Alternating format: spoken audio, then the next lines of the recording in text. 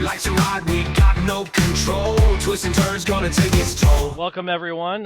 This is we just came off of Christmas and the New Year, so Happy New Year's to everyone. This is a show where we're going to be talking about some bad sequels to some very good movies.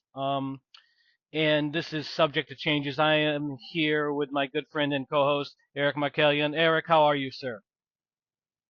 I'm great. Happy New Year to everybody. Eric, did you do anything for New Year? How are you? I went to bed very early because I had to work in the morning. Oh, that What did sucks. you do? What did you do, my man? Well, I didn't do a lot. I ended up watching Speed 2 and then drinking some whiskey, but not enough to enjoy Speed 2. But I did watch the ball drop just in case, I had this weird feeling that something weird was going to happen. And I think it's all those drones that are flying all over the place. I thought maybe, they'd land and an alien would get out like in the V, but nothing happened, sadly enough. Uh, but yeah, it wasn't an exciting evening. It wasn't much better than yours. Do you think that drones and aliens would obey Eastern Standard Time midnight, or would they sort of go like, Central Mountain Pacific? How do you think they would plan that if they came down at midnight on New Year's? The only way they would plan it that makes any sense whatsoever is going for the Big Apple. That's what it's about. That's what people talk about, the ball dropping in Times Square.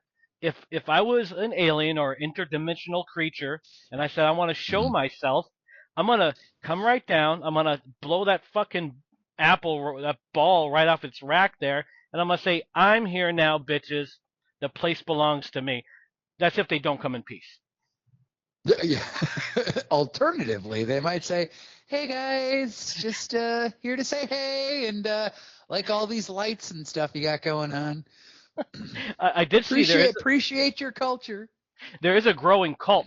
I don't know if you've seen it or not, but not to get off topic too quickly here, as we usually do.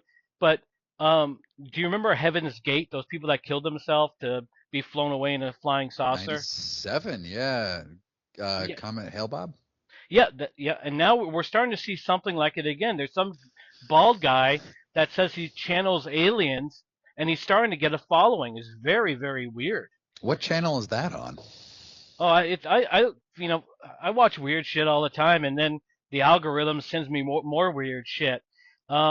Yeah, we're gonna have to do a podcast on weird shit because I like weird shit. We'll totally indulge bald UFO whisperers. I'm gonna tell people that I'm at least 50% sure he's not channeling an alien, but I want to get Okay. all the facts before I conclude anything. Uh, You could do your own research. Now we're looking at three movies, starting with we'll be doing Speed 2, Cruise Control. We're going to be doing Mhm. Under Siege 2, Dark Territory, and Uh, A Good Day to Die Hard.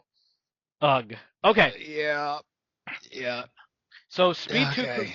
we're going to talk Speed with Keanu Reeves. Mhm. What a good movie. Uh, brought in Sandra Bullock, the whole Dennis Hopper as a bad guy. What a movie. Big, I would say, unexpected hit. And they said we have to capitalize on that. And so we're going to bring Keanu Reeves back and Sandra Bullock back in this movie called Cruise Control, Speed 2 Cruise Control. After Keanu read the screenplay, he said no thanks. And they had to rework it. So you watched Speed 2 Cruise Control, Eric. Uh, what, Yeah. what, what are your initial thoughts of the film? Well, I saw it when it came out. I went to the $2 cinemas in Springfield. I don't know if you remember those. I They were do. like, yeah, I went to those. I saw it there, and it was worth half of what I paid. Hmm. And I even as a 13-year-old boy, I was very very disappointed in this movie. Hmm. Um, Even though like the pace was good, and they're like things are moving, and people are drowning, and like I was just like, Jesus Christ, like what a fall from grace this movie is from the first Speed. And I mean, I'm good. That's going to be a theme of the evening. What a fall from grace. So this movie was made for $160 million. It brought in $164 million. So apparently my thought was everyone else's thought.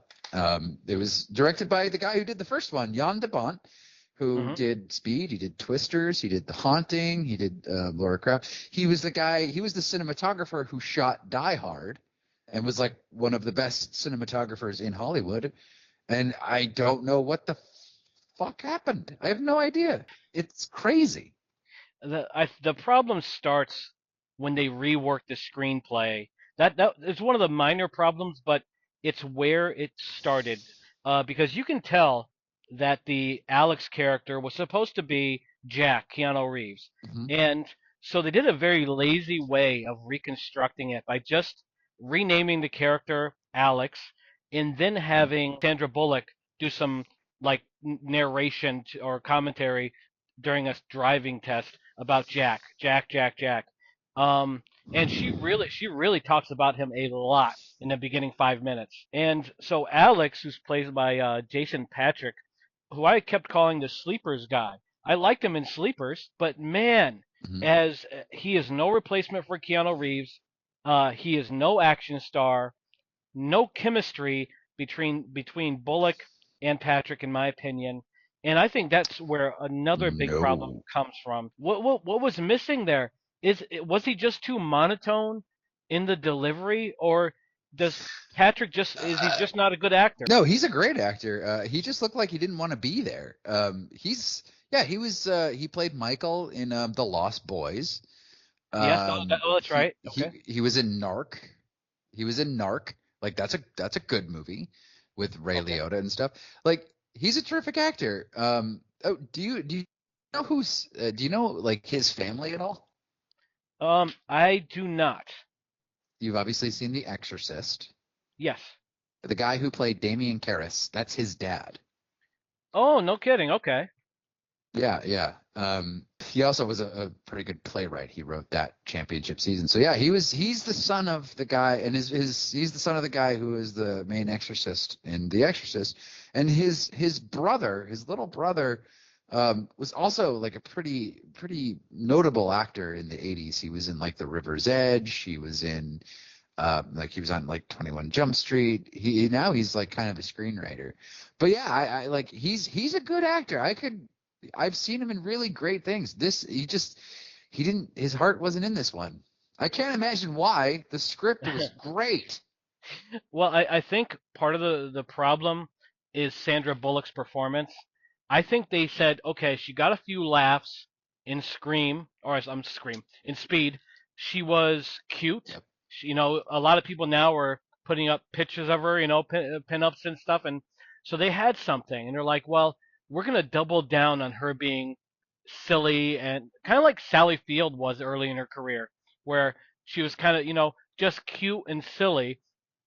But because of that, I think any kind of like passion or romance between her and the Alex character there was out the window, because I was like right from the beginning, she's playing it way too silly, and they're immediately hitting it with all this action that's really going nowhere. I think this is, just a quickly put together film. Keanu Reeves was very smart not to do it, and even Sandra Bullock had said later she regretted doing it, which you can't blame her. Sometimes it's not always the actor or actress, it's who's directing, and maybe they kept telling her, and this is just guessing, hey, play it sillier, play it like a cartoon character. Because when I saw her, I saw a fucking Goofy from like Disney. Well, I think that's part of the problem with this script in general. Is like every woman in this movie is a fucking idiot. I don't know if the screenwriters were going through a divorce at the time or what, but like every woman on screen is just like completely stupid. Like in the opening scene, she's like explaining all of this stuff about how she broke up with Jack and how she's now going out with Alex, like while she's like completely bombing a driver's test. And if we're going by like the time logic of it, this is 2 years after the last one, or maybe 3 years after the last one, and it's like you still don't have your driver's license. Like, are you fucking dumb? And I think that's just like, I think every woman in this movie was just written to be a complete idiot. Every character sucked, and the only one that I walked away saying, "Hey, he tried hard," was William Dafoe, playing Oh yeah, the bad guy hacker, which is basically what yeah, this story is about. We have a boat, a cruise ship. You have Alex taking Annie on this cruise ship to show that he's not tied up in his job, and it's taken over by this hacker played by Defoe, who has some strain. He's sick. He like what's weird is I was watching this. This story is so similar to Under Siege Dark Territory. It's like they were sharing notes. So you got a hacker that has created like all the navigation systems of the cruise ships, and they fired him when they found out he was sick. Now he's figured out that he can get better by putting leeches all over his body, and now he's declared war on the Carnival Cruise Lines or whichever ones he's picking. And what did you think of his motives? That he was fired for getting sick. Now that's I'd go to a lawyer before I'd start blowing up boats. I don't know. He was talking about how he got copper poisoning from the electromagnetic fields of the computers that he used to work on, and he puts leeches on his body because they suck the copper out of his blood, which makes him. That sounds like something Willem Dafoe added to the script. He's just like, it'd be great, like if we just put leeches on me. But truth be told, that's exactly what I remembered. I like plausible motives for our bad guys. Like that's a good motive. He had terrible HMOs back in the 90s, and so yeah, I was on board with it. I was like, if only we had universal health care. This wouldn't have happened. What did you think of Willem Dafoe? I love Defoe, and he tried so hard to make it work. He was the moments of this film that I enjoy are Defoe moments. Like that's with the exception of one, Mike Haggerty. He was like a supporting actor his whole career. Was the guy who created Fat Busters, and was he's comedic gold no matter what he's in. And I thought in his little bits here he was really good.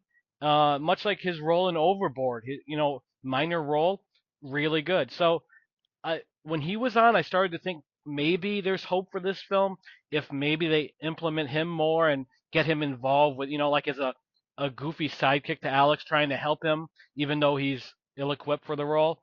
But Yeah. he was in it for fucking 2 minutes and out of it. And yeah, it wasn't. I liked him. I liked Defoe a lot. I liked when Defoe killed the captain and posed for a picture with those two ladies. And Mhm. the captain deserves some credit for that death because as he's getting hit in the chest with that metal thing and he's screaming, I found that performance very funny. And then when he got flipped over, I thought that was awesome. And yeah, Defoe, he did his best. And you mentioned the screenplay and the writing. Uh, wow, he had some bad lines to try to deliver well. And well, Oh yeah. oh my God, I was like, poor Defoe, and Defoe is so good, but he had one like at one point he's like, oh no, you don't. It's like it's so lazy. It's so lazy. But okay, so what as There you was watch? actually there was one line in there that got me. It was at the end when Sandra Bullock and Willem Dafoe, he kidnapped her and they're on two jet skis and she takes off and he's like, "Wait a minute, you're my hostage. You're supposed to come back here." I was like, only only a few actors in Hollywood could pull off a line like that and have it be at least entertaining. Yeah, that was awesome. I thought that was probably improv because I can't imagine the writer having any good lines out of this. And I tell you, one of the things that was unnerving in this, I'm not sure if you walked away saying, "I need a shower after seeing that fucking scene," was the 15-year-old deaf girl and Alex having a moment. Did you remember that scene? Oh, the one where she says she's going to be 15 in like 4 months or whatever. Yeah, and he made the comment, Yeah.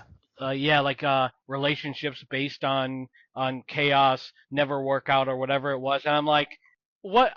You know what? I was hoping for like a different, like the TV cut of this movie where they lost that scene, Hmm. but it was there. I bought Speed 2 on Prime for like $6, so I got fucked.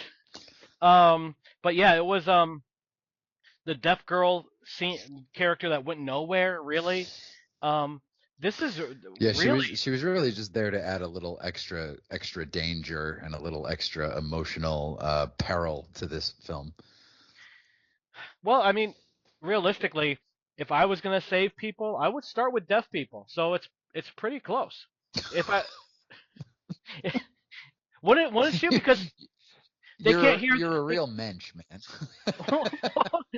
Well, look at it. Okay, so if I were on the boat and all this shit was going down, Yeah. and they're saying over the emergency notification system, everyone off the boat, it's gonna blow up or crash, and I saw a deaf guy sitting there, whatever, putting together a puzzle or maybe, and I would, I would, 'Cause, yeah, they're known for they're known for their puzzle abilities.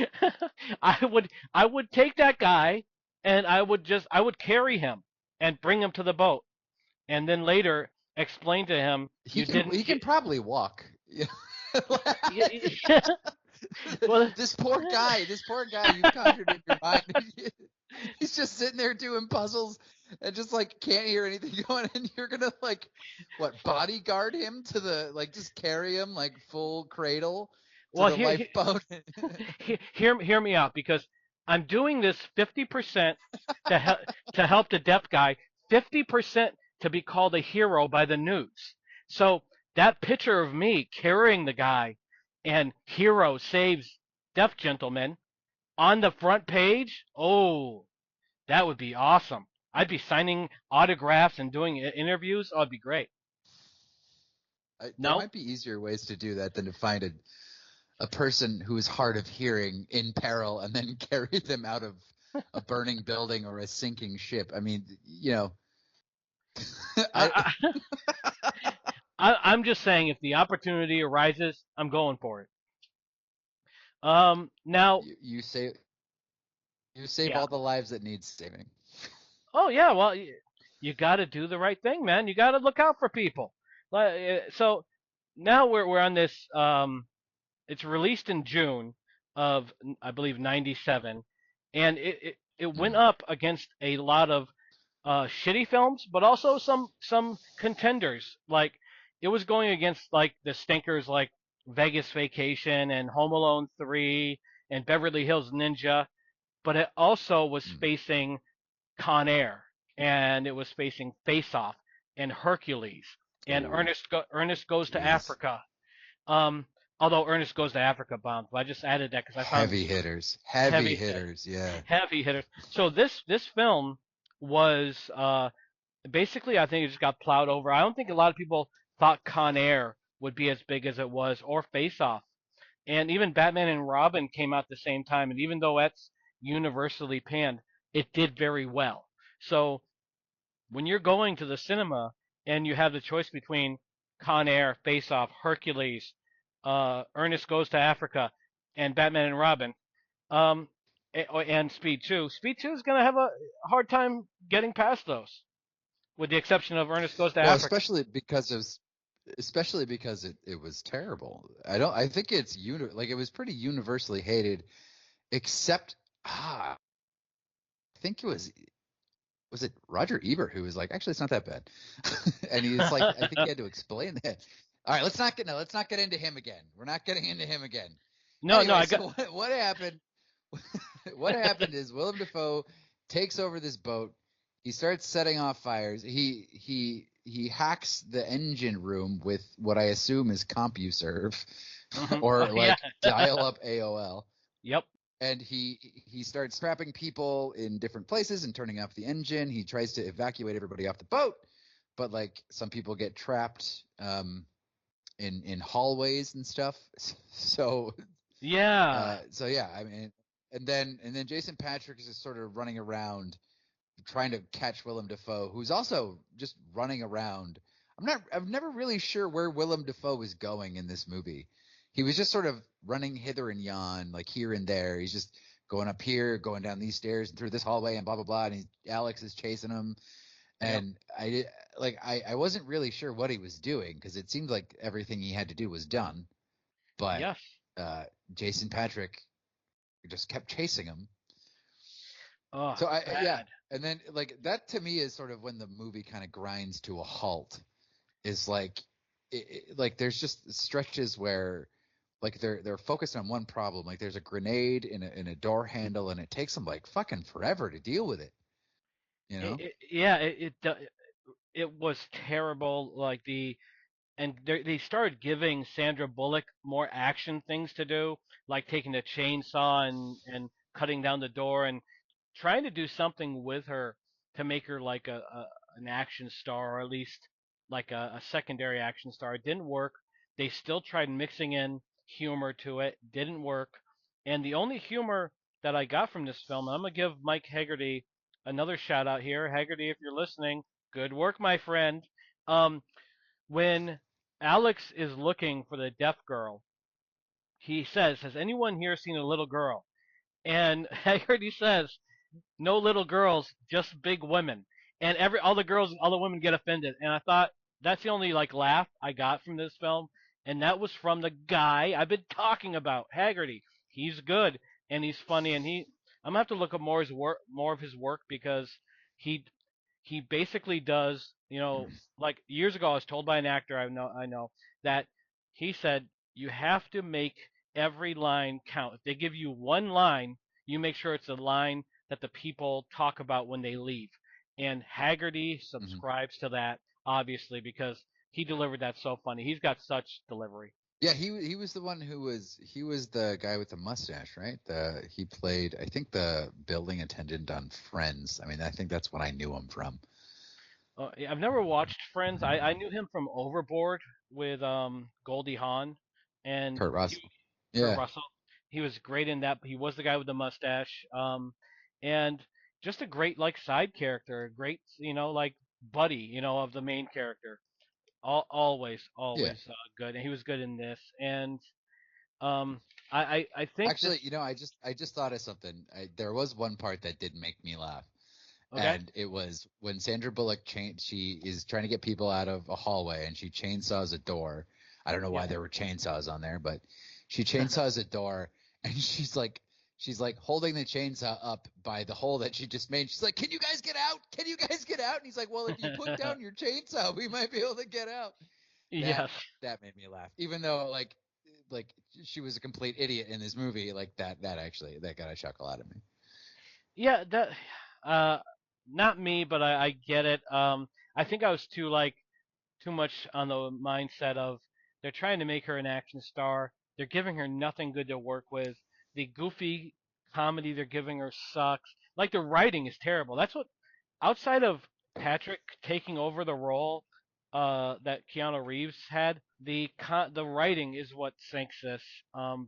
Very much so. And the CGI sucks. For like if you look like 5 months later, Titanic came out. Compare the CGI in Titanic to the CGI here, or even go back to Jurassic Park. Compare the CGI there to the CGI here. The CGI is terrible in this film. Did you see like those what do you call them, the rudders or whatever on the back of the ship? Yeah. That Yeah. terrible, terrible. Yeah. I wrote that down. It was like the CGI is awful, but like it's like 97. You know what I mean? And with what they did in practical effects at the end, Yes, that kind of erased any ill will I had towards the special effects people because I was like, Jesus Christ, that is awesome. that Um, was cool. what they do at the end of the movie, the boat ends up like crashing into a town, and they took a real life size cruise ship, the front of a cruise ship, and just like plowed it into this town full of like like obviously mock-up buildings and stuff. Which Yes. and I was like, wow, like that is fucking movie making right there.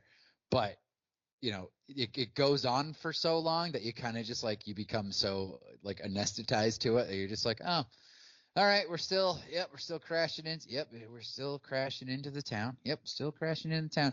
Actually, at one point, they did it for so long. I looked at one of the um, I looked at one of the buildings, and it says that it was a chandlery, and so I got a little bored with what was going on screen. So I looked up what a chandlery was, and it's Yep. and it's a dealer of boat equipment, a chandlery. I would Okay. assume that chandlery had something to do with buggery, but apparently not. I don't know why you would assume that, Gino. Like, there's a store for it. Well, if they said, someone's accused of chandlery, what would you think? Wouldn't you No, assume all it's right, in the no, no. I'm not gonna assume. I'm not gonna take such an innocent profession as chandlery, and I'm not gonna let you do to it what you're about to do to it. It is fair just honest people doing an honest day's work selling boat equipment. fair to say 1-0 Gino. Um, now we get William Defoe, you know, Yep. go flying off, and we get the last of the action sequences, which actually are pretty good. The Mhm. airplane getting impaled, the oil ship getting blown up.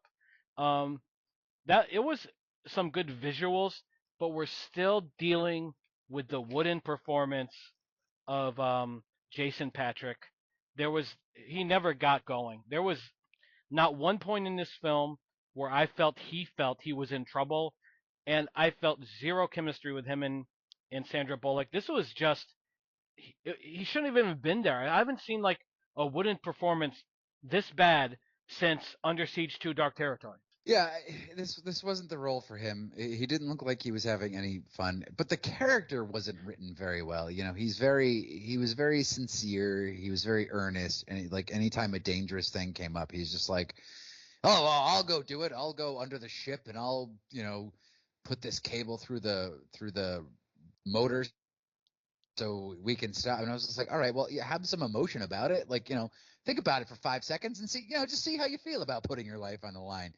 But like I think he was just trying to be like it was almost like a Boy Scout kind of goody two shoes, which is kind of boring. Yeah, Like and Keanu Reeves showed you how to play that role in Speed, and like he had emotion, he had investment, and Jason Patrick just looked bored. He looked like he didn't want to be there, and and Sandra Bullock in this movie is like so hot. How do you not have chemistry with her? How do you not even like look at her like she's an attractive person? He's just like, like I couldn't believe it. uh, I yeah, couldn't believe it. well, look at the difference between the scene that you brought up where he's trying to stop the boat and he's underwater and he finally comes up and him and Sandra Bullock get together. Put that against the subway scene with Keanu Reeves and with Sandra Bullock handcuffed to the pole. It shows you exactly where this movie failed. Because if you can't connect to the audience, you lose.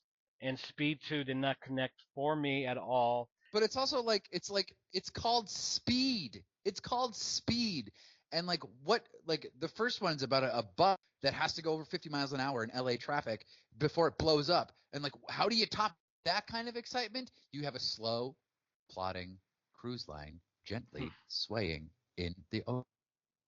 Yeah, It's like, are you out of your fucking mind? no, no, you're right. They ran out of ideas, and I think what happened, you had a bunch of people sitting around saying, "Hey, Speed hit hard. We need Speed 2. Where the fuck can we put Keanu this time?" And they were like, "Well, we can't do a building. Bruce Willis did that, and we can't do this." Finally, someone said, "Wouldn't it be cool if it was a cruise? We could call it Cruise Control." And then they're like, "Yeah, that's what."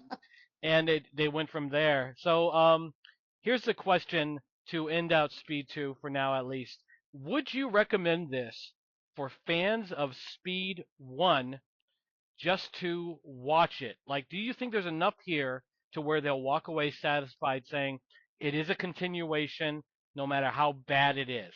The answer is a resounding no, and I kind of hate you for making me watch this, and hate you for asking me that question. would you, would you, Geno Bartholomew McGahee, would you ask someone to watch this film, even if they really, really liked Speed? No, and just I was hoping that it would fall into the category of so bad it's good. And Oh, it's no. over 2 hours. So you're gonna have to say, when Yeah. people Oh my God. say there's 2 hours of my life I'll never get back, I always say shut the fuck up. But in this situation, I will agree with you 100%. It's 2 hours of your life you just wasted, and I blame the writer and I also blame Patrick. This is a shit film, start to finish, and the only highlight, like I said, was Mike Haggerty. Mike Haggerty, you tried. They should have given you more with your Fat Busters thing. Maybe next time. And so let's move on. Now, a little bit of Steven Seagal. Um, he has a lot of ill will with the public. A lot of people don't like him because of rumors. And Who's has on this movie? well, yeah, rumors on this movie. Um, but Yep. we also have, okay, so we got Steven Seagal, who's been called impossible to work with. Uh, he's done a lot of shady, weird shit with the actresses that has been reported and documented. But we also have Katherine Heigl, who's also been considered impossible to work with. I think. Well, do you think they were asking for issues immediately with Under Siege 2 Dark Territory? Well, Katherine Heigl wasn't famous at this point. Like she was very young. She didn't get famous until she was on Grey's Anatomy, which is like I want to say like 8 years later or something. I I I'm not sure I would even put her in the same category as Steven Seagal. Like she's I'm, probably like you know maybe difficult to work with, but Steven Seagal is an island unto himself, a really large island unto himself. fat shaming again. Okay, I will say. I'll say this about Katherine Heigl. I'll say this. I will argue she was famous because before this, she was in My Father the Hero with Gerard Depardieu. And once you're with Depardieu, you're famous. And no one has disproven that. Look at Whoopi Goldberg. Uh, what was she in with Gerard Depardieu in? Green Card.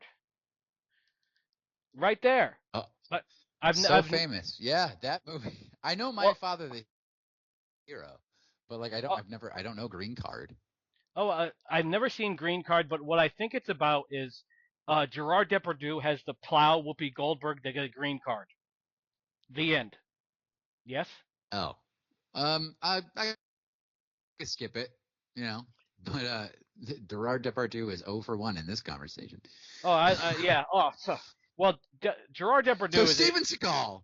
he's a legend. Okay, Steven Seagal. Okay, so he is an action star and probably the wrong sort of personality to gain fame. Like he had a list of great films, Above the Law, Hard to Kill, Out for Justice, and then he had the monster hit Under Siege, and all of a sudden he's an A-lister, and he is basically this action star who everyone believes in because Seagal keeps telling people he's a real fighter. And I'm not dismissing Aikido because I know Seagal could kick my ass even at his bloated state, but um, Aikido is more, from what I have been told, is more of a like an art than it is a fighting style. And so I think he Mhm. sold people on this idea that he's this master fighter that could beat anybody. And it was, people bought it. Why not? And it added to his legitimacy. So now he's a superstar. Now he had Under Siege. Now we're looking at Under Siege 2. Where are we going to put it? The boat is taken. The building's taken. Let's do a let's do a train, and let's do another hacker. But in this movie, we have a good villain in this movie in Penn. What do you think of um the villain that Seagal is going to be facing off with on this train of terror? Eric Bogosian deserves an Oscar for what he did to this movie. And he's an Armenian hero. Eric Bogosian, an Armenian hero, just out there. I love Eric Bogosian. He's a playwright and just like a very prolific writer and just like a very good actor. And I love when they get these like weird character actors like a Willem Dafoe, like an Eric Bogosian, to just go on screen and just be like completely crazy and histrionic and just like over the top.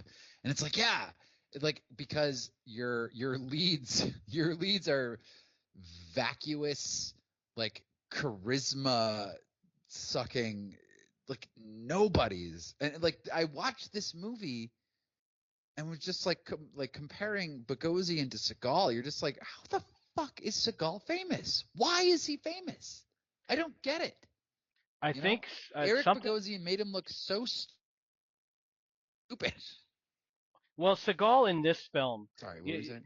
No, well, Seagal in this film was one of the financiers of the film, and I think his head got too big. Where in the other films, Marked for Death, he showed weakness. Above the Law, he showed weakness. Even Under Siege, he showed weakness.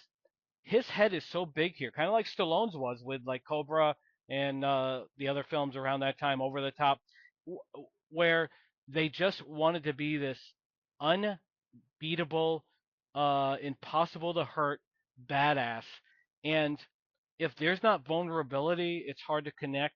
And Seagal made a mistake by playing this character this way because he is capable of showing some emotion. I'm not saying he's a great actor, but he's. If you watch Out for Justice, when his buddy William Forsythe was going out killing people, there were levels. Here, he's monotone, one trick pony, and Penn has to carry the weight of the film. There's no doubt. Without Penn, this film struggles. Oh yeah, yeah. Just some quick backstory. This came out in 1995. It had a $60 million budget. It made 104 million. So I think you can consider that a hit. It was Yeah. directed by Jeff Murphy, who directed Free Jack, Young Guns 2, Fortress 2, and it was written by Matt Reeves, who is presently like probably one of the bigger filmmakers going right now. He did The Batman, Planet of the Apes, the Planet of the Apes films, Cloverfield.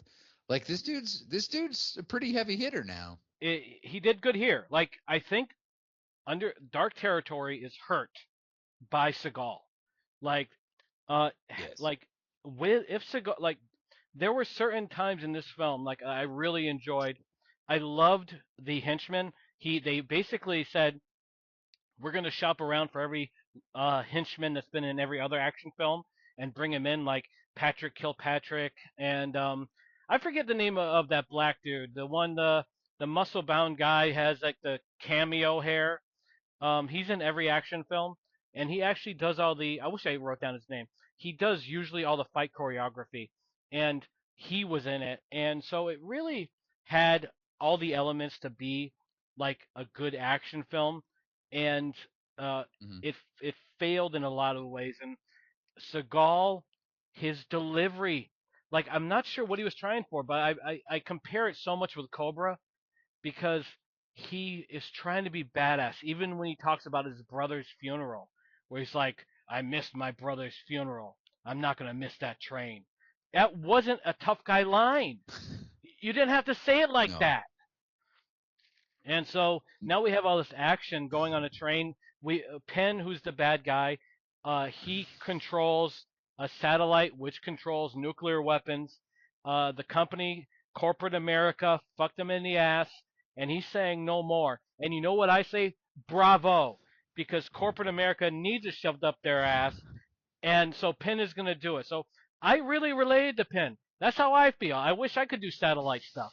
Yeah, yeah. It's basically just Die Hard on a train, and it like these guys come in, take over the whole train, take everybody hostage, and the only person that can stop them is Steven Seagal, who, yeah, I mean, I agree with the bad guy too. Like he did in a in a very budget movie kind of way. He what he nuked China or something. Yeah, he And did. Yeah. it's just like a screen. Like there's no like people blowing up, or there's no explosions or anything. It's just like the screen like in China turns red and starts blinking, and it's like, oh, for fuck's sake. Like, all right, I guess we're not gonna show any. We don't have the budget for that. Steven Seagal is using that on catering. And yeah, this movie, like, it really does just.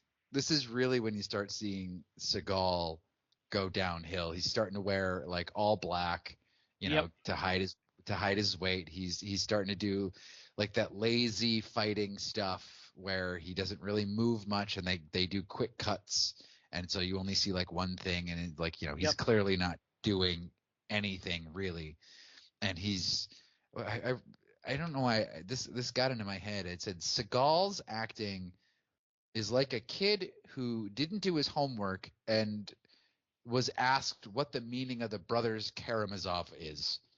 He said, yeah, and it's like, and you could tell that he had a hand in the production, because they jack him off real hard in this movie. It's like, oh, he's the best. Well, if he's on the train, it's game over for the terrorists. And like at one point, this was like, there was like, she says, his niece, played by Katherine Heigl, says he's got so many medals that he even has secret medals. Yeah, he has secret medals. Yep. That he doesn't show anyone. And it's like, did a fucking 10-year-old write this? Like, I've got secret medals. You can't even see them. Well, and she may have been talking about his cock ring. You never know. They don't really go into it, so you don't know. I hope his niece doesn't know about that. I hope so too. So anyway, But- so Lazy Seagal yeah. somehow beats the bad guys. I don't even remember. What did he do? Oh, he attacks them. He Yeah. fights a major commando, and he hits him in the head with the knife, and then he grabs him doggy style. Well, that's Did you catch that when he's having the knife fight with the guy, and he just like yes. has him from behind, and they're just like kind of writhing on each other? I was like, all right, well, I guess Seagal is showing his dominance here. Well, he did produce the movie, I guess. in his defense, have you ever had a fight in a kitchen on a train? That's a freaking confined space. You don't have much time, or much room. So you're going to be doing stuff like mounting the guy and whatever you can do. So I don't really hold that against Seagal, and I want to give Seagal a little bit of credit for one No, he scene. held it against him. That was the whole point. Well, that's what he does. Why he's in Russia. I think he wanted to get away before that whole Me Too caught up with him, which it was. The scene with Seagal where he is hanging from the wire on the cliff. I want to give him a little bit of credit because he actually let go a little bit. Like he had this humor about him where the guy zips down and goes, "Hello," and I'm like, if Seagal let himself just let go a little bit. Don't worry about what people think and just be the character and don't worry about being silly. He could have found that like Bruce Willis sort of character where he's a tough guy but he's sarcastic and it just wasn't there. He wouldn't allow it because he went right back to the tough guy. Um, why do you think Seagal is so why he rejects the letting go? Why he was able to do it early in his career but not now? Yeah, I mean, sort of, what was it, Out for Justice, when he did the Brooklyn accent thing, and he's just, he was, I mean, he had humor there, even through a terrible Brooklyn accent.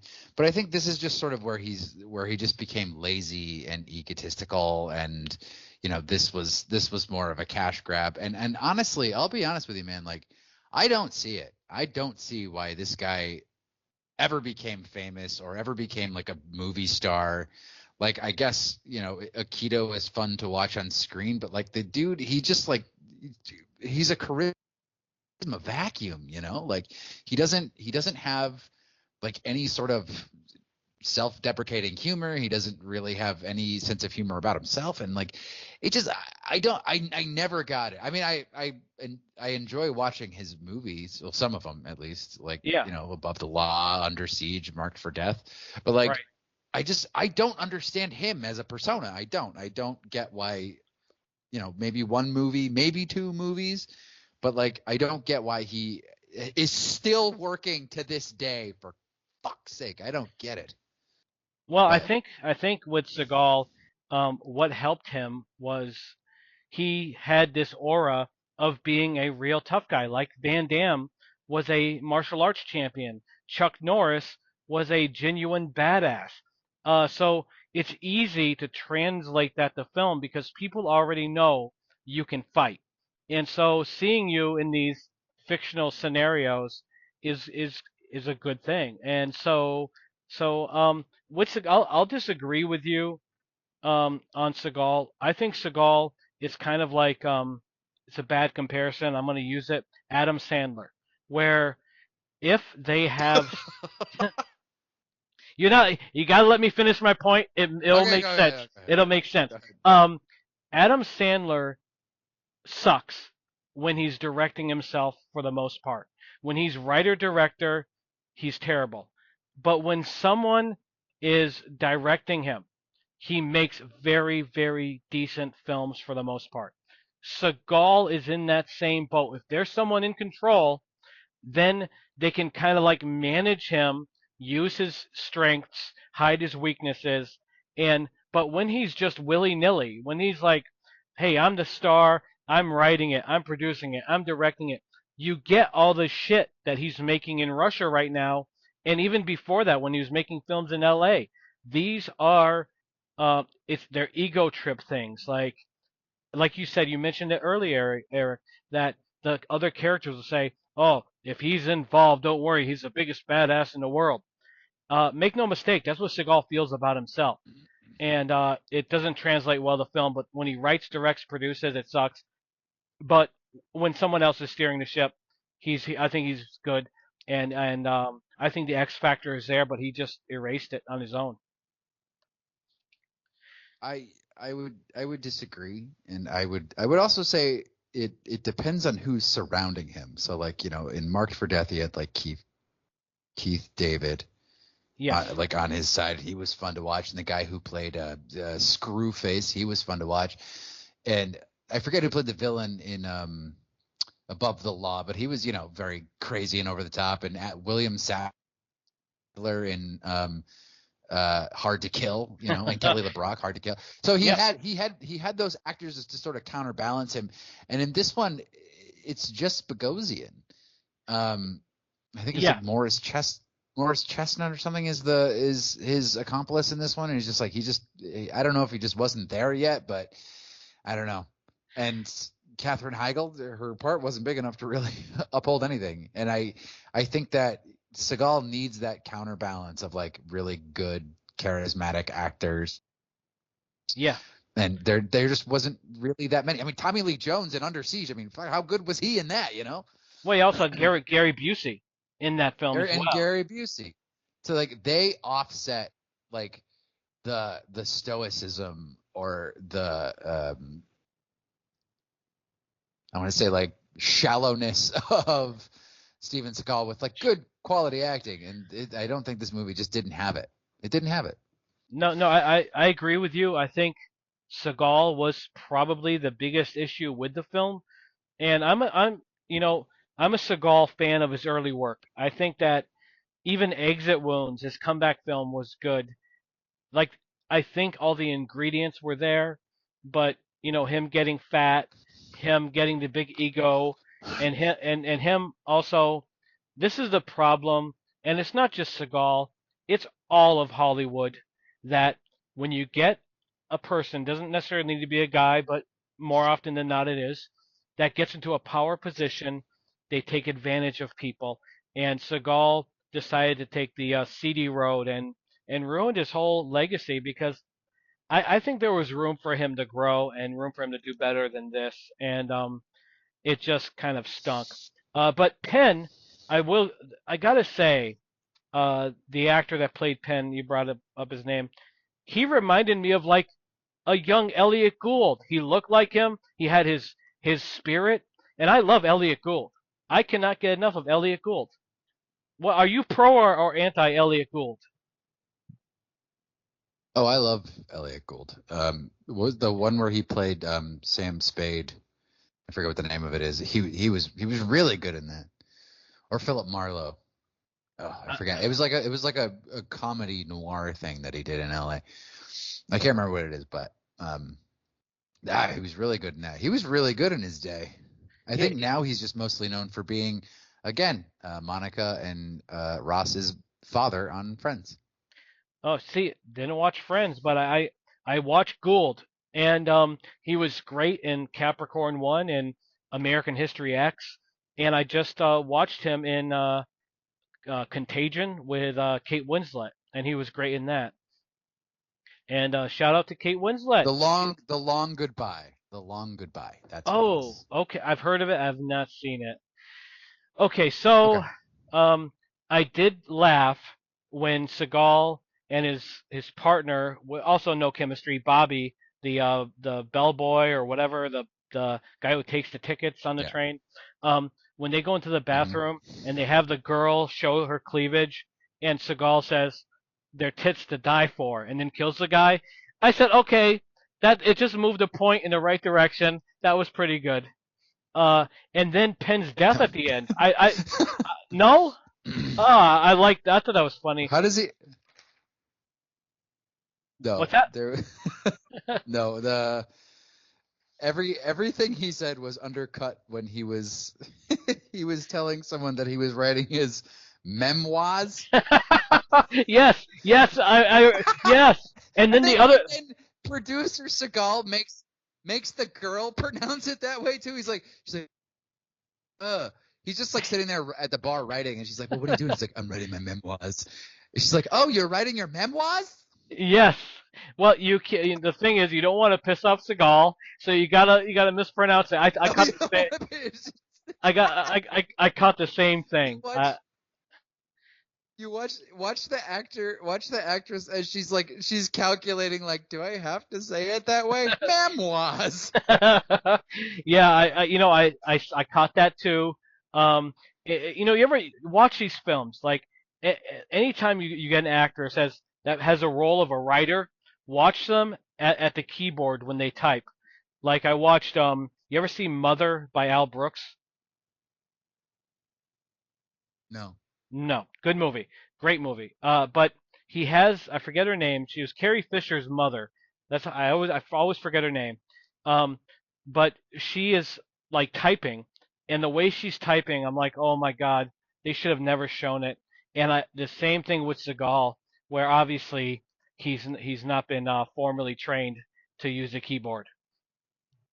But anyway, I I think I'll he go was ahead. yeah, I think he was just like writing like with a pen and paper or something like that. But it's like, I mean, that's just like a little trick, like as an actor, just for like authenticity. I'll always like think up something to like type out, so it looks like I'm actually typing real words, because I am. Yes. I find anytime you watch a hacker movie, they're just like, and you're like, you're not typing anything like at all. Yes. Now, okay, so Under Siege 2 Dark Territory, it did relatively well. Like, I know Seagal got pissed because the other producer ended up giving Gary Busey like $1 million to be on retainer in case they wanted him for the film, Mm, and Seagal ended up like yes. nearly beating the guy's ass. Um, but it did well, $60 million budget. It made $104 million, which wasn't as big of a takeaway as the original one, but it did okay, and I think it may not be warmly received, but I think it's better received than Speed 2, and with good reason. Same question as the last film, Eric. For the fans of Under Siege 1, is this worth watching as a even just to as a continuation because you appreciate the first one so much? Uh, actually, yeah. I mean, it is. is in the same vein. If you like watching someone who's clearly not Steven Seagal running on top of a train and doing stunts, and Steven Seagal basically stroking his own ego for about $1.50, hour and a half. And Eric Bogosian turns in a pretty solid performance. Yeah, it's all right. Jonathan Banks, Mike Ehrmantraut from Breaking Bad, Yep. is in it. The guy who played the evil sheriff in Pulp Fiction is in it. Right. So yeah, I mean, it's got a lot of like interesting young like actors like who are ascending, like Katherine Heigl and that plucky little underdog Steven Seagal. Yeah. Yeah, I would say yeah, it's good for a goof. It's good for a laugh. Don't take it seriously. I mean, I don't think you're supposed to take Under Siege too seriously. But yeah, I would say yeah, give it a watch. It goes by pretty fast. Except when Seagal's on screen. Geno, would you recommend this to fans of Steven Seagal? I would highly. Where does it rank in terms of Belly of the Beast and Half Past Dead and On Deadly Ground? You see, I see what you're doing. You're picking his real bad ones, and I would say, well, On Deadly Ground's not bad. Glimmer Man, it gets a bad rap, not bad. Like there's levels of Seagal, and once he gets to the straight to video, you know you're fucked, right? But Under Siege 2, I would highly recommend. I think that Seagal did himself a disservice by being the money man, by getting in his own head, and by this like narcissism. But he surrounded himself with a decent cast, like you said. The character Penn, oh my god, every time he was on scene, I enjoyed it. Lots of fun, and Heigl was barely in it, even though she's like co-starring. She wasn't. She was barely in it. So it was. I recommend it. I think it's pretty darn good. It's just, I think it looked cheap, like where Under Siege looked expensive. Under Siege 2 looked cheap, even though it cost twice as much. But I still recommend it. If you like Seagal, his early work, you're gonna get your fix. But this is the part where he starts to trail off. Um, so yeah. Now Eric, as always, we have your 2-minute movie review. We never hold you to 2 minutes, but we are eager to hear what you have in mind, and hopefully it's better than the crop of films that we have been watching over this week. What do we got? Well, I'll tell you what. I've got a few, and luckily I can't get into most of them because it would give away too much plot. So this is sort of just what I've watched in the past like 2 weeks that really struck me. I watched a movie called What's Inside. It's on Netflix. It's about college friends who get together because one of them is getting married, and one of them has this machine where you can swap bodies with everyone in the group. I'm not going to say much past that, but it's well directed, it's well acted, it's a lot of fun. They use a lot of interesting work with color and like expressionism and stuff like that. So like very, very fun movie to watch. Check it out. I also saw the movie I Saw the TV Glow, which is getting a lot of great reviews. Again, I can't really say too much about it, but it's kind of like a fever dream. And it's in like it's got these like this bright color scheme, and it's about these two young people that get involved in a television show that was like basically like do you remember Snick? I know the name, but I don't really remember. It was Saturday Night Nickelodeon, and they would have like shows like Alex Mack and Are You Afraid of the Dark and things like that. They get involved in one of those kinds of shows, like a really cheapy show, but it's also like a lot like Buffy the Vampire Slayer, and the show starts taking over more and more of their consciousness. It's a really good fucking movie, really well acted. The ending really struck me. But yeah, check that out. I also saw a movie called Strange Darling, which all I can really say is it's about a man chasing a woman through the woods with a gun. It stars my man, Kyle Gallner, and someone named an actor named Willa Fitzgerald, who is incredible in this movie. The whole movie is like so fucked up, but totally watch it. It's a great movie. It's called Strange Darling. And finally, I saw Nosferatu at the theaters Nice. on Monday, and what a movie, dude! Like this is a reason to go to the cinema. It's got atmosphere. It's got amazing camera work, amazing writing, and it's just like a really good old Dracula story with like some with touching on modern themes, and the acting in it is for the most part very good. There were some scenes where Lily Rose Depp was, I don't know, it wasn't working for me, but like my only real problem with the movie was honestly Nosferatu.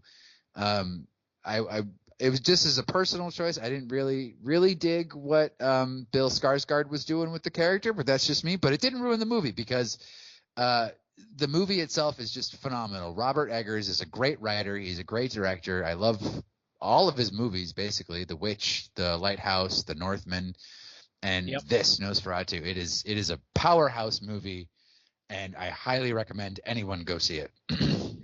That is one that I want to see. So yeah, I need to check that out. If you get a chance, go to the theaters, man. It's a theater experience. I need to go, and I got some time off, so I think I will do that. Well, okay, so let's set the tone. Die Hard, the original Die Hard, that Ugh. is arguably, and maybe not arguably, in my opinion, probably the best action film of all time. It has everything. Yes. And Die Hard 2, awesome movie. I think Die Hard 3, great movie, came back like 10, 12 years later to make Die Hard 4. I think it's called Live Free or Die Hard. Yep. And I thought that was good. And then we got to the 2013 mega hit, A Good Day to Die Hard. $92 million budget, $304 million box office take home, mostly overseas though. But hey, a dollar is a dollar. Now when you hear, Eric, that okay, we got Die Hard 5 coming your way. It's Bruce Willis, and the setting is Chernobyl. Doesn't that sound good? Doesn't that sound like it could be badass? I think No. like no. No. Oh, Oh God, we're jumping from Die Hard on a train to Die Hard in the bargain bin at Walmart. yeah. God, I was so excited for this movie. I was so excited. I didn't want to know anything about the plot. I didn't care. I just wanted to see fucking John McClane on screen being awesome again. Yep. It came out like the day after Valentine's Day or the day before Valentine's Day, and I named it Die Hard Day because I was so excited to see this movie. I love the Die Hard series. I wasn't crazy about the fourth one, but it's still a good fucking action movie. You know what I mean? It is. Yep. But fuck, when I watched this movie, it hurt, and I'm probably gonna be more mad at this movie than I've been at any movie we've talked about. But Jesus Christ, can I just lay out the plot real fast? And then we can just go talk ahead. shit about this movie. So John McClane's son Jack is in Russia and he works for the CIA and they're estranged, and then John McClane goes to Russia to get him back or to reconnect with him, and they have to protect this guy who's going to testify against some big corporation or something, but it turns out that guy is a bad guy, and like all these people hunt down Jack and John, and they go to Chernobyl and they find out that the guy that they were previously protecting now has nuclear grade plutonium or weaponized plutonium or uranium or something, and then they just fucking kill everybody. And then they go back home. Jack and John go back home to America, where Mary Elizabeth Winstead, who is not really in this movie, says, hey guys. Yeah. Well, this to me is it's a better movie than Speed 2. It's an objectively better movie than Under Siege 2, but I hate it the most because it's the biggest letdown Yep. maybe I've ever had. I And yeah, I was when I watched I want to apologize to you. I apologize to you because watching this one was my idea, and I didn't realize how much pent up rage I had from 11 years ago. I want to apologize to myself because I have the whole Blu-ray set, and when I put the Blu-ray in, it gave me an option of theatrical cut or extended cut, and in my infinite wisdom, I hit extended cut, and so I went through a 2-hour version of this shit show, and it was terrible. Like, because I'm a huge Die Hard fan. One of my favorite movies, Die Hard 4, you brought up, wasn't the greatest, but it had the Bruce Willis charm. Like when the car's on fire and he's driving it, and he's like, "Oh, car's on fire. That can't be good." That's who John McClane is. In this movie, we hear about Jack, a son that's never mentioned before or in any other film, played by this complete um. Like I'm not gonna say he's a shitty I actor, mean, he's in but the first one. To be fair, he's in the first movie. He is there, but he's like a baby or something. they should. He's in the picture on Holly's office, but like I can see why you would block out Jack after watching this movie. Well, he's this badass tough guy, and this is kind of like what Hollywood does, right? Where they say, "All right, Bruce Willis is getting old. We want to pass the torch." So they get this guy Jai Courtney. I'm probably mispronouncing his name as Jack, and they're like, "This guy who's completely monotone is going to be the new John McClane," because they don't understand. They don't understand what made John McClane so awesome was he was courageous even though he was afraid. He gave his all. He was vulnerable. This guy is like the Terminator, and it's like where's the connection there? And so now you have Bruce Willis coming in, and Bruce Willis just phoned this in. Jai There was Courtney's like the Terminator. yeah, in this film, like where he's just like unbeatable. Like he's just this emotionalist, tough guy that just kicks ass. And I found it very boring. I actually found that what was it, a 10-hour chase scene in the beginning, um, endless. And I'm like, this is what a Steven Seagal straight to video movie would look like if it had a budget. That's exactly what I was thinking. That it's empty, it's meaningless, it's forgettable, and it's an insult to Die Hard. And you brought up that why is he going to see Jack? Well, one of his friends at the shooting range says, "Hey, Jack was arrested," and he said, "Well, what was he charged with? Nasty shit."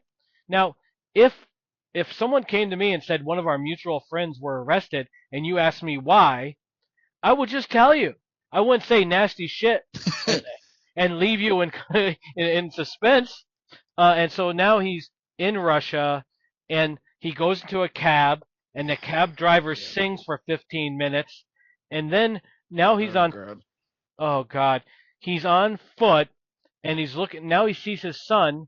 They come face to face and they have animosity and now we get this ridiculous scene where you have like the Jack in like an Amazon Prime delivery truck and a big monster tank truck and then you have John McClane stealing a truck. Now keep in mind this is all in Russia, okay? Now granted I don't know a lot about Russia, but I doubt they'd let this shit go down. You think that like wouldn't they fucking say, "Hey, American, you're fucked. You stole something. We got you now." Wouldn't you think so? Yeah. They don't. You never really get like the. I don't. Do the police ever get involved in this movie? Once. Like, I don't. Do they? They do But, it like, once after the like, crash. They get shot by the bad guys in like a Yeah. 5-second scene. So this, I mean, like basically this car chase goes on forever, and like at one point they stop the car because Bruce Willis gets in the way, and then Jack and the guy he's trying to rescue both get out of the car just to walk back in the car, and then John gets in the car, and I'm like, why the fuck did you get out of the fucking car? Stay in the fucking car. And it's like it doesn't make any sense. And like, and oh god, and like when John McClane first comes out, and he's like, he just looks like a doddering old man in the street, just like Jack, Jack, Jack, and I'm like, fuck, like, and having just and like it being Christmas time, I just watched Die Hard 1 and Die Hard 2, and I'm just like, he was so good in both of those movies. Yep.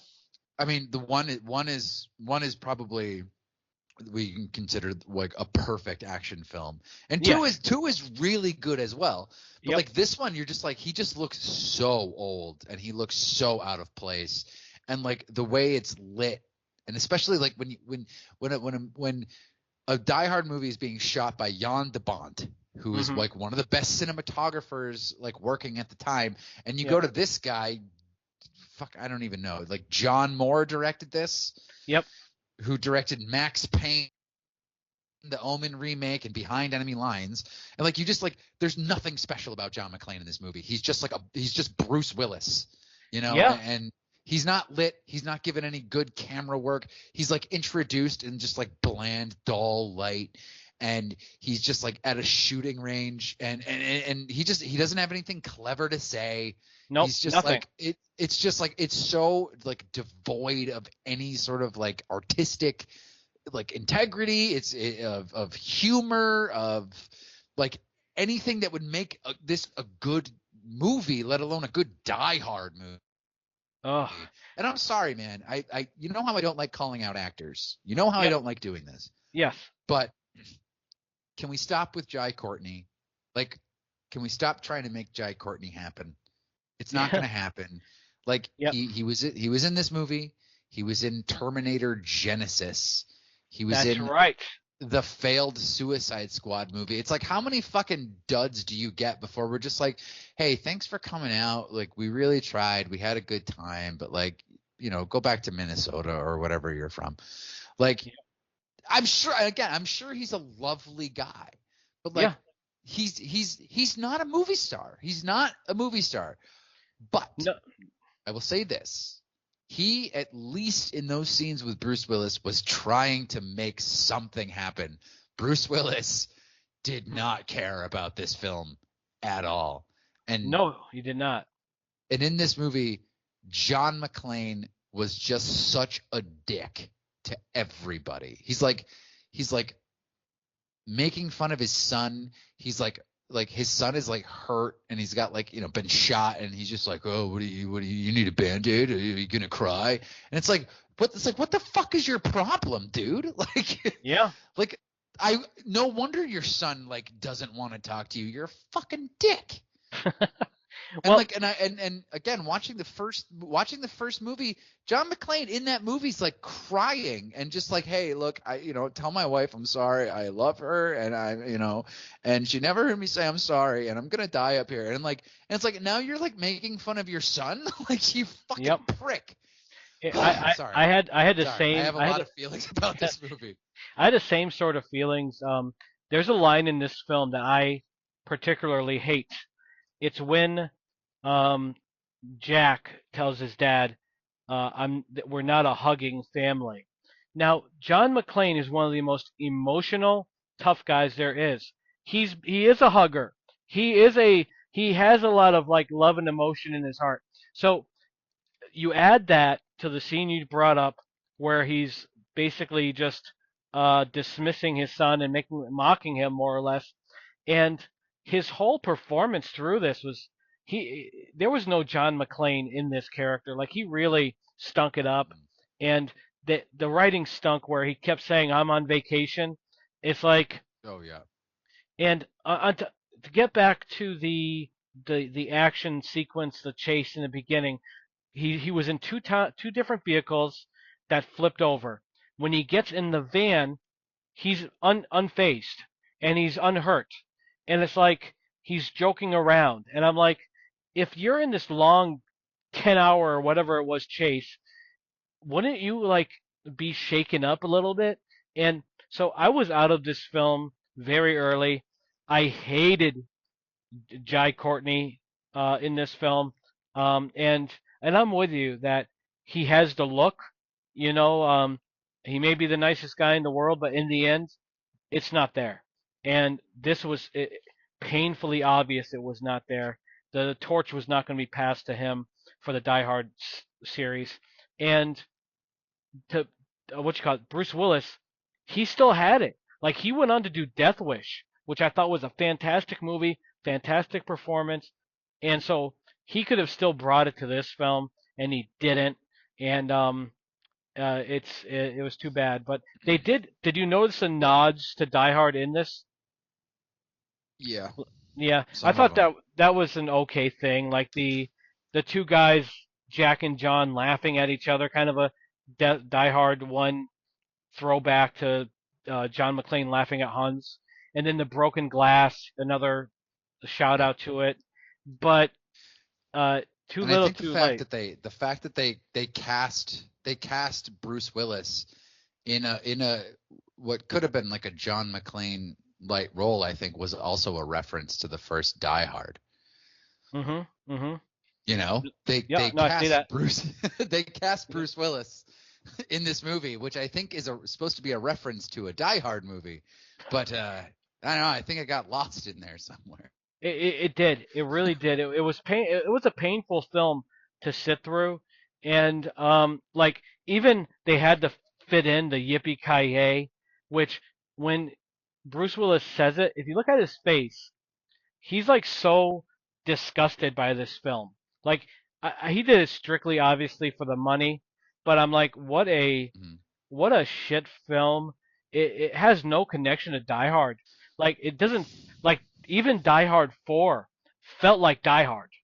Yeah, This this felt yeah. like you know just a modern or a modern film at that time, an action film, a bad action film, and like you said, there was no the camera work was crappy, the color grading was shit. It didn't. It was like what were they doing here? I mean, you can't argue with success. It was a blockbuster for money, but the fact there wasn't a number six But yeah, I basically mean, I think says that was an in name only success. Like people saw Die Hard and they were, people are going to go see a Die Hard movie, but this is literally a bargain bin movie that, it's one of those like movies that's like, in cold light of day, or, you know, I'm trying to think of other generic action titles like Tombstones, Walker, or something. Like yeah. it's just one of those movies they shoot in like Eastern Europe, and because of the tax breaks, and it's boring to look at. It's bland. It's there's no emotional connection. And like Bruce Willis the year before had just done Looper, like, and Oh he's yeah. great in Looper. Yeah, But Looper like was good. I don't know why the fuck he just didn't care about doing a Die Hard movie. I mean, maybe if you're on the fifth one, maybe you just don't care anymore. But And in this film, like, did you? I felt, and I'm wondering if you felt the same, that the scenes went on way too long. Every scene, whether it was an action scene or a discussion, went on way too long. Like the scene where the bad guy Alec was dancing for like 30 seconds and said he could have yeah, been a dancer. What the? How the hell does that push the story forward? It was just filler. It's like I think the writer of this film um, just missed. Probably never saw Die Hard in his life and had no idea what to do with it. And I'm also here's just a guess, and I might be wrong. I bet this was written not as a Die Hard movie. They basically forced it to be a Die Hard movie, like this screenplay about Russian spies was sitting around, and they said, "Well, we need Die Hard. Hey, what about that Russian spy movie? Can we turn that into Die Hard?" And we got this shit show, which was just an insult to the series. well, it's funny too because like all the like number four is of the first four, number four is probably the weakest Die Hard. And I think that and this movie are the only movies that were actually written to be a Die Hard movie. Um, the first two are based on novels, and the third one was based on a script that was called like Simon Says or something like that. And Yes. Yeah, and it was, a mad bomber planting bombs and stuff like that. And I think these are the only two that were like specifically written to be Die Hard movies. But this was written by, I mean, I don't know. This was written by the guy who wrote Agent 47, the Hitman movie, Yep. Swordfish, remember that one? I do.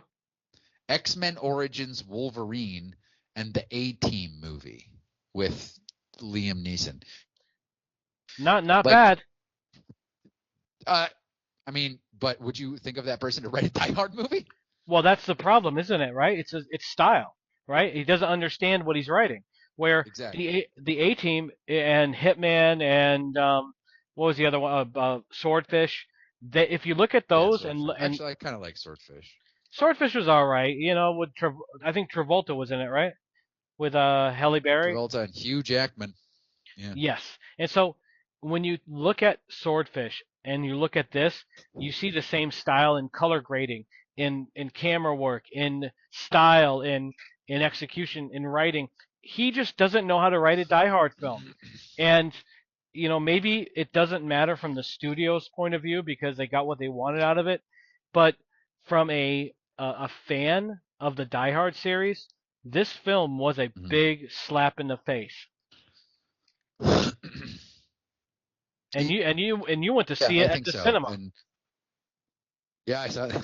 Yeah, opening day. But the thing is, the thing that I like about Die Hard movies is, I mean, and it can be kind of gimmicky, but like it's about a guy who walks into basically another story, and it's just like, and he's sort of forced to deal with it. You know what I mean? Yes. Like he walks, like he's a character who's always out of place. Yep, I agree. And that's what I love about Die Hard. And like, there's so many times, and I noticed in all the Die Hard movies where John McClane just goes like, he's like, I just don't want to fucking be here. I don't want to fucking do this. What the fuck, like I love that about his character. Me too. Just like he just gets annoyed at the fact that he's in this situation. Like that's why one of the reasons John McClane is such a great character, because like he's just like, he's a real person who's just like, because if I was in a situation like that, I would stop and be like, why am I doing this? I shouldn't be doing this. Like, someone help me. But like this one, like this is the first time that John McClane has actually started a story, like having like an active goal, or like, doing something for himself.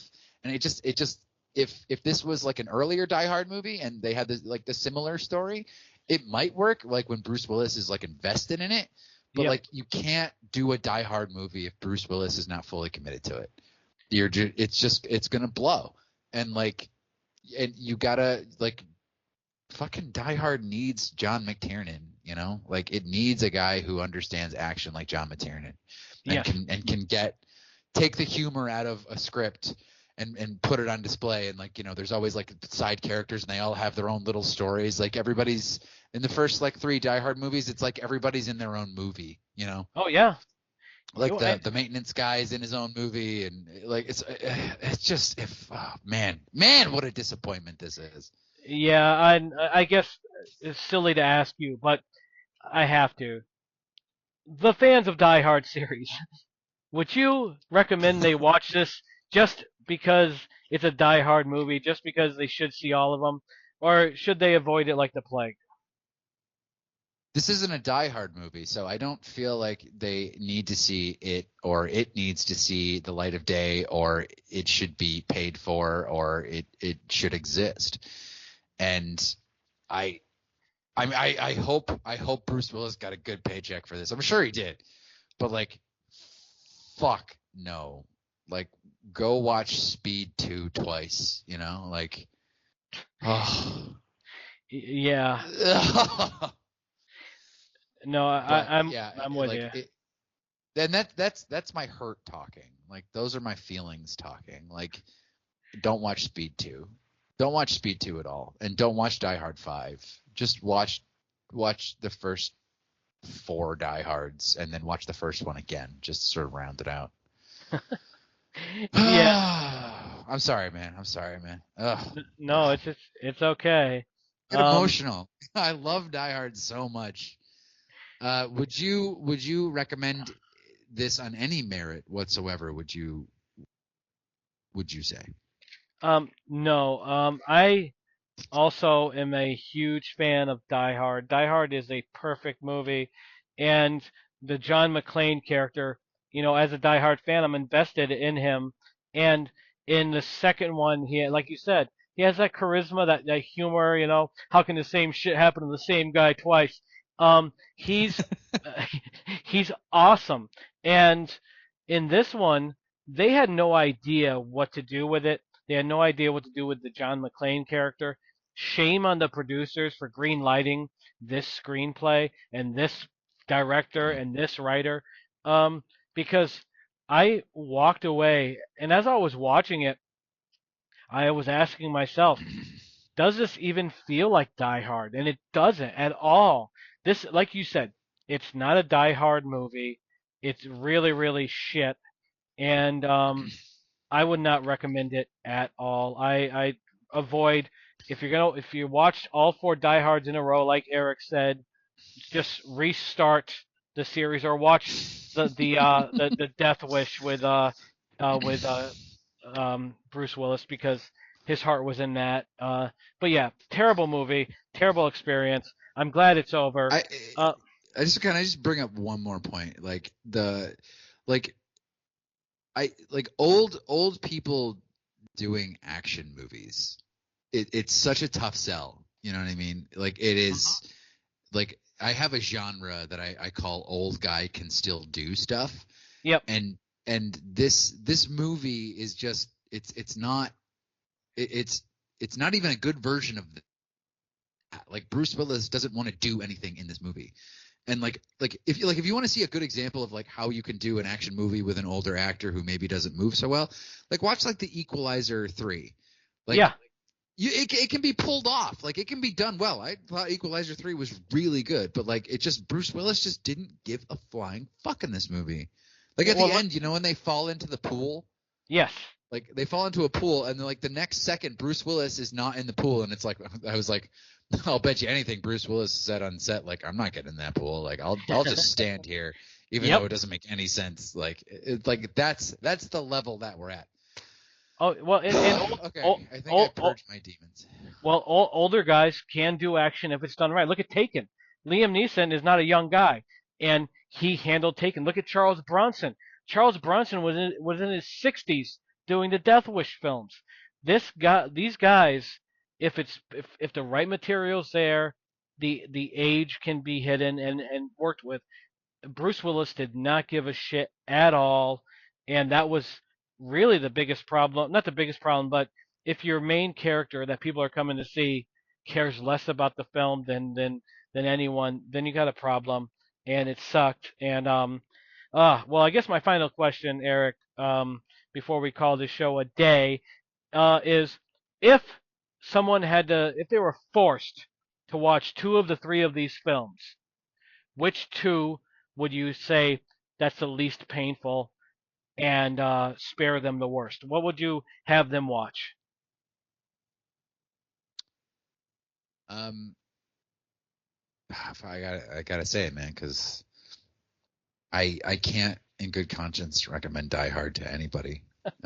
So I to spare them, I would say the best out of the three was Under Siege 2 Dark Territory. As much as I slagged off Steven Seagal, like the movie itself was like entertaining and it was short. Yes. And that scores some points. And I'm pretty positive no one's ever seen Speed 2 Cruise Control. Yep. So I would say, yeah, watch Willem Dafoe make funny faces like he's trying to entertain a baby, and throw that one on too. Just leave Die Hard alone. I mean, there's only 4 Die Hard movies in my head now, but I needed to get this off my chest. Geno, same question, but also, what is your ranking of the 4 Die Hard movies? Okay, so my ranking of the 4 Die Hard movies is rather easy. 1, 2, 3, 4. Oh wow! I think number 1 and number 2 kind of remind me of Rocky 1 and Rocky 2, where They're like just I could put them together into one great film. Three is different. I liked three a lot, and I didn't like it a lot until you started talking about it, and I rewatched it, and I'm like, actually, it's really good. And the fourth one is a decent watch. But as far as like taking somebody and saying, hey, you're gonna be tortured by two of three films. I'm on the same page with you. I would tell them watch Speed 2 first, and then you're really, really, really gonna like Under Siege 2: Dark Territory. 'Cause it's That's what we call the preferred pain method of movie watching. yeah, and I have to admit that after I watched Under Siege 2, I did watch My Father the Hero immediately afterwards, and I argue they could be connected in some way because Gerard Depardieu should be in every film. I guess that's the only connection I can make. Gerard Depardieu rules. I'm not sure why he wasn't in more shit, but Probably because the reasons you stated previously. bang! There was probably a sex scene with Whoopi Goldberg that blacklisted his career. You can't survive that. But ending on a great Ted note. Danson survived. Ted Danson survived that. Oh God. Before we go, do you have any New Year's resolutions? You know what? My only real New Year's resolution is to maintain my good living, Eric, and my positivity. So, you know, I've been in a good place mentally and physically, and so I think that that is what my New Year's resolution is just to keep on keeping on. Don't get complacent and just keep moving forward and get into the best place I can mentally and physically. How about you, Eric? I'm gonna shoot for directing a movie this year. Yeah, why not? You're born Let's for it, give it a dude. shot. You're Let's born do for it. All right, so thank you everyone that's listened to our rants, our raves, our disappointment, and our sadness as we went over these Our emotional outbursts. and we love Bruce Willis, we really do, and we may not love Steven Seagal as a person, but he, you know, to go back to Hard to Kill, when he uses the pool cue to kill the guy and he says, "That's for my wife, fuck you and die." You don't get better than that. So Seagal does a good job in most films. Under Siege 2 not so much. But thank you everyone for listening, and we appreciate it. And we will be back with more stuff. And next time, hopefully we will not suffer like we did this time, Eric. Happy New Year, everybody. Subject to changes, nothing stays the same. Life keeps spinning in this endless game. Grab your worries, throw them to the flame. Stay tuned and ride on